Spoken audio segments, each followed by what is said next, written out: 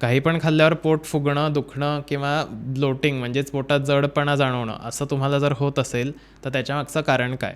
नमस्कार, मी doctor Malhar necessary आणि मी देणार आहे तुम्हाला आरोग्याच्या काही टिप्स.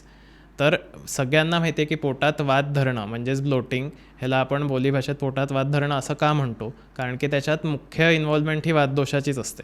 पण त्याच्यामागचं कारण हा मूळतः वातदोष नसून तुमचं झालेलं अपचन म्हणजेच मंदाग्नीतनं जे इंडायजेशन होतं ते कारण असतं आणि डायजेशन खराब झाल्यामुळे वात तिथे अडकून बसतो कारण त्याची गती त्या अर्धवट पचलेल्या अन्नाने अडत असते.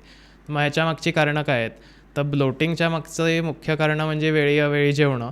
दुसरं म्हणजे खूप कोरडं, एकदम तुम्ही तेल तूप जर जेवणातलं बंद केलेलं असेल, डाएट स्वरूपात काही करत असाल तर त्याच्यामुळे हा त्रास होऊ शकतो.